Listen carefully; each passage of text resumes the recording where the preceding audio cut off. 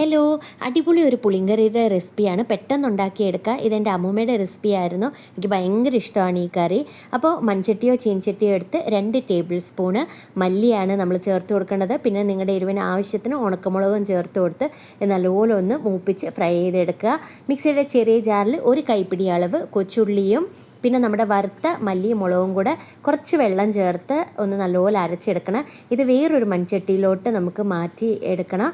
എന്നിട്ട് അതിലേക്ക് നാരങ്ങ വലുപ്പത്തിലുള്ള പുളി പിഴിഞ്ഞൊഴിച്ചതും 3 കപ്പ് വെള്ളവും 1/4 ടീസ്പൂണ് മഞ്ഞൾപ്പൊടിയും ചേർത്ത് നല്ലപോലെ മിക്സ് ചെയ്തിട്ട് നമുക്കിതൊന്ന് തിളപ്പിച്ചെടുക്കുക. ഒരു 2 മിനിറ്റ് ഒന്ന് തിളപ്പിച്ചെടുക്കണം. എന്നിട്ട് അതിലേക്ക് ആവശ്യത്തിന് ഉപ്പ് ചേർത്ത് കൊടുക്കുക. എന്നിട്ട് നമുക്ക് ഇത് നല്ല തിളച്ച് വരുന്നുണ്ട്. ഈ സമയത്ത് നമുക്കൊന്ന് കടുക് വറുക്കാം. വെളിച്ചെണ്ണ വേണം കടുക് വറുക്കാനായിട്ട് ഉപയോഗിക്കാൻ. എന്നിട്ട് ചീൻചട്ടിയിൽ 1 ടേബിൾ സ്പൂണ് നമുക്ക് വെളിച്ചെണ്ണ ചേർത്തിട്ട് 1/4 ടീസ്പൂൺ വീതം ഉലുവ, കടുക്, പിന്നെ കായപ്പൊടിയും ചേർത്ത് കൊടുക്കുക. അന്നത്തെ കാലത്ത് കായപ്പൊടി ആയിരുന്നില്ല, അമ്മൂമ്മ കായത്തിൻ്റെ കഷ്ണമായിരുന്നു ചേർക്കുന്നത്, കട്ടക്കായം. എന്നിട്ട് നമുക്ക് ഇതിലേക്ക് കറിവേപ്പിലയും ചേർത്ത് കൊടുത്തൊന്ന് മൂപ്പിച്ച് ഫ്രൈ ചെയ്ത് ഓഫ് ചെയ്തിട്ട് ഇത് നമ്മുടെ കറിയിലേക്ക് ഒന്ന് ചേർത്ത് കൊടുത്ത് 1 മിനിറ്റും കൂടെ ഒന്ന് തിളപ്പിക്കണം. നമുക്ക് സ്വാദ് ക്രമീകരിക്കാനായിട്ട് 1 ടീസ്പൂണ് ശർക്കര ചേർത്ത് കൊടുക്കാവുന്നതാണ്.